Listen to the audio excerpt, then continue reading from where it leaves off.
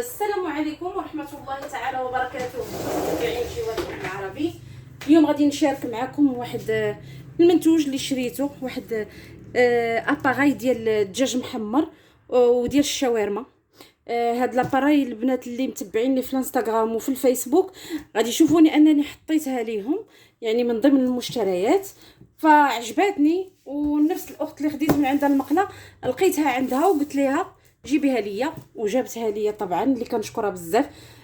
حنان اللي كنقول لك شكرا بزاف على هاد المنتوجات اللي كتجيب لينا، وماركات مزيانين، ماركه ديال بومان، وبومان معروفه ماركه المانيه، وغادي ندير التجربه ديالها قدامكم البنات. اليوم ما غنديرش الشاورما، مي غادي ندير الدجاج محمر فيها، يعني غنحمر فيها الدجاجه بواحد التتبيله اللي زوينه، على طريقه بحال اللي كناكلوا في السناكات او اللي كناكلوا على برا. لكن كنقولوا الحاجه ديال الدار ماشي هي حاجه الزنقه، يعني مصايباها في الدار.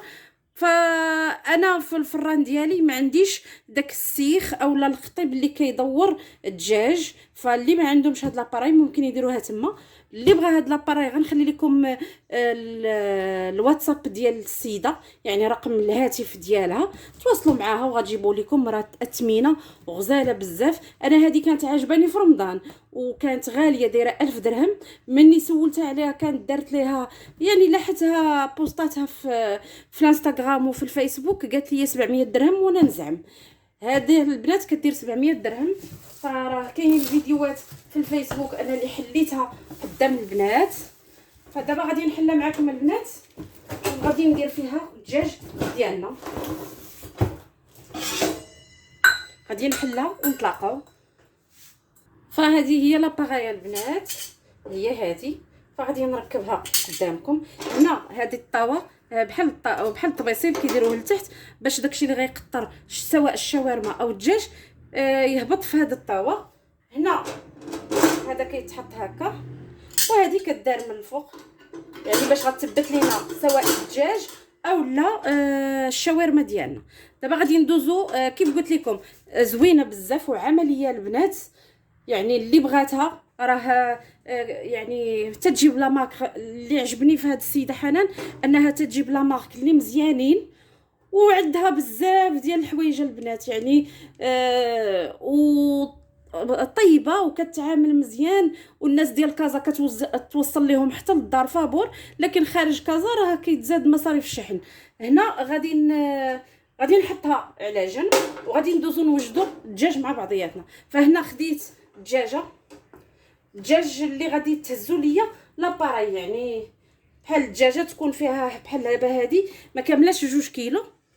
وغادي نحط معايا المقادير فاش غادي نخدموا. فهنا البنات غادي نحتاجوا الدجاج على حسب عدد الاشخاص. غادي نحتاج واحد ياغورت طبيعي، شويه ديال الزعتر ولا زعيطره، صوص صوجا، واحد 4 كاس ديال عصير الحامض ولا الخل ولا اللي عندكم. هنا غادي نحتاج واحد المعلقه كبيره عامره ديال صلصه الكيتشوب، نص كاس ديال زيت الزيتون. غادي نحتاج هنا واحد 4 الفصوص ديال الثوم اللي غادي نحكهم. وغادي نحتاج في العطريه نص معلقه ديال البزار، نص معلقه ديال الفلفله حمراء ولا تحميره، نص معلقه ديال سكينجبير، نص معلقه ديال القزبر يابس، هنا نص معلقه ديال الخرقوم بلدي، ومعلقه صغيره ديال الهريسه. اللي ما تيبغيهاش وليداتو ما تياكلوش الهريسه ما يديرهاش. وطبعا غادي نحتاج هنا فصوص ديال الثوم. فغادي ناخذ الثوم ديالنا غادي نحكو.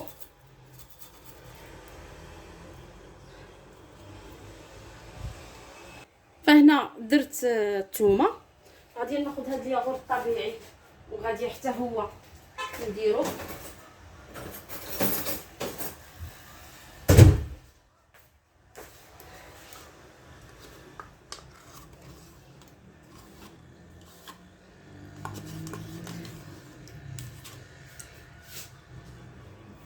غادي ناخذ هاد 4 كاس ديال عصير الحامض. انا درت خل الحامضه البنات هنا، وغادي نضيف ليه واحد 2 معالق تقريبا ديال صوص الصوجا. هاد صوص الصوجا كتعطي واحد المذاق رائع، اللي ما عندوش ما يديرهاش. طبعا شويه ديال الزعتره اولا ديال الزعتر.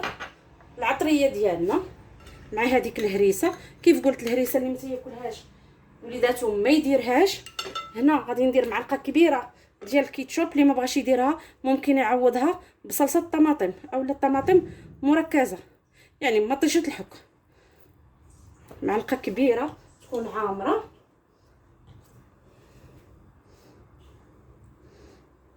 وغادي ناخذ هنا شويه ديال زيت الزيتون، واحد 4 كاس حتى نص كاس. فغادي نخدم هاد المكونات وغادي نعمر الدجاجه ديالنا ونخليو الدجاجه يعني ترتاح على الاقل 1 ساعه، اولا ممكن ديروا هاد العمليه بالليل وتخليوها تبات في الشرموله ديالها. فهنا غادي ناخذ الدجاجه ديالنا، طبعا ندير الصوص لداخل وفي الجناب كامله، يعني كلها نعمرها هاد الشرموله ديالنا.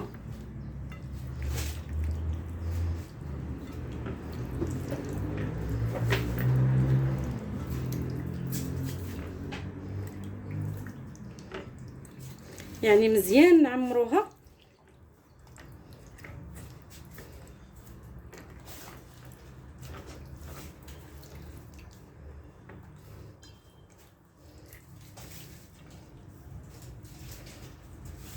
غنجيب واحد السكين وغادي نحاول ندير واحد فليحات هنا في الصدر وندخل فيهم حتى هما العطريه.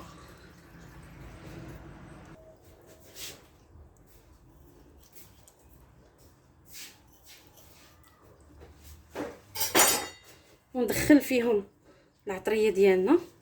هاد التتبيله راه تتجي رائعه. هاد التتبيله ممكن ديروها حتى في الدجاج مشوي على الفاخر، يعني تقطعوا الدجاجه، لكن انا كتعجبني هكا مولفه كنديرها غير في الفران. لكن مع هاد لاباراي هادي ديال الشاورما والدجاج تيجي مقري بحال ديال الزنقه البنات، عرفتي كيجي غزال. وانتم غادي تشوفوه معانا. صافي غادي نجمع الدجاجه ديالنا.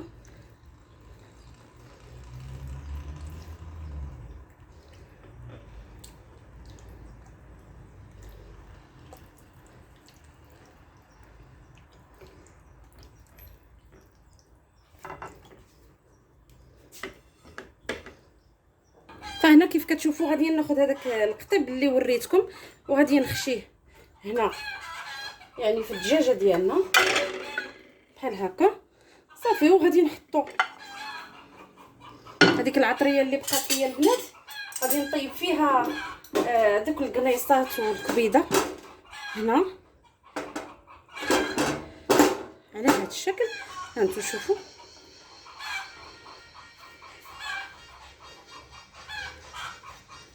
اللي مش لكم، ها هي.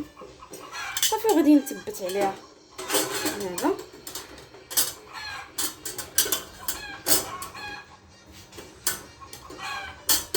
صافي وغادي نثبتها باش نشعلها قدامكم. ساهله ماهله البنات، باش تبان لكم مزيان. نتمنى تكون واضحه وباينه. هاد الجنيوحات بان ليا غادي يا نحيدهم يا نجيب لي كوردون ونخشيهم نثبتهم بها بحال هكا. فهنا كيف كتشوفوا خشيتها. دابا غادي نركب لها الفريز. اول مره غادي نديرها قدامكم البنات. بسم الله على بركه الله. وغادي نشعل. شفتوا ما كتغطى ما والو، يعني هي بحال هكايا. دابا غادي نخليها حتى وكان طيب. غادي نحسب ليها شحال ديال الوقت خدات ليا باش نعطيكم حتى الوقت بالضبط شحال.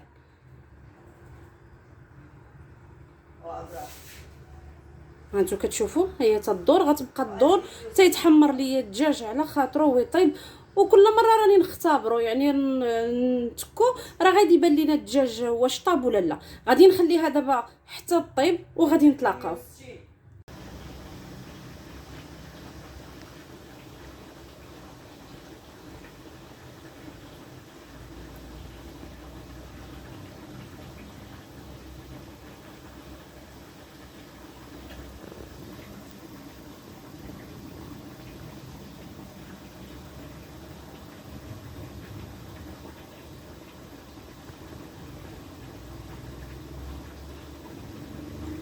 هنا البنات بغيت غير نوريكم وهي كتحمر. فشوفوا راه ماشي دغيا، دابا تقريبا واحد نص ساعه وهي كطيب. ها انتو وراه كتبدا تحمر يعني كتبدا تشوى على هذا الشكل. فمازال دابا اختبرتها مازال خاصها شويه بن الصدر، فغادي نخليها تكمل الطياب. وانا غادي ناخذ ديك الشرموله اللي شاطت لي اللي شرملت بها الدجاج، غادي نطيب فيها القنصه والكبيدات والعنيقات هي باش نحطها لهم يغمسوا فيها، ونتلاقاو باش تشوفوا الدجاجه ديالنا في الشكل النهائي ديالها كيف كتجي. وان شاء الله المره الجايه غادي ندير معكم الشاورما فيها.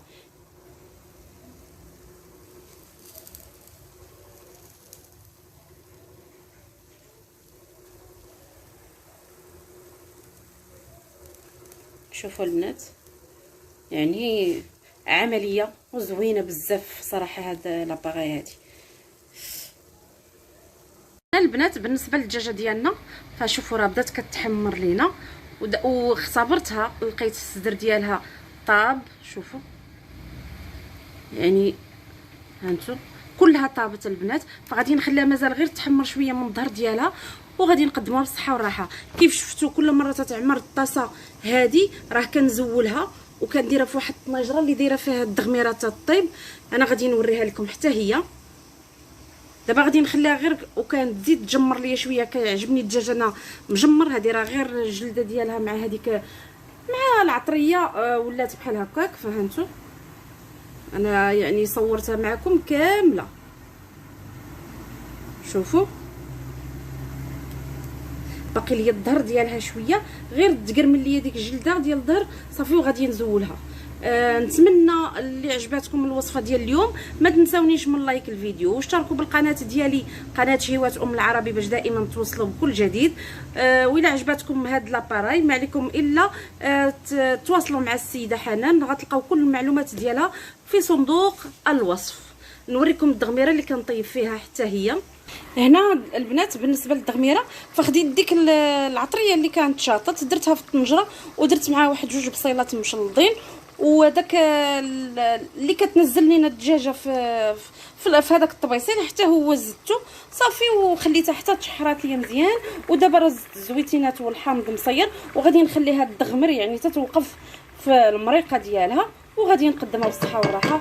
وما تنساونيش من لايك الفيديو وبارطاجيو الوصفه مع الاهل والاحباب اللي تعملوا الفائده. ونتلاقاو في فيديو جديد بحول الله.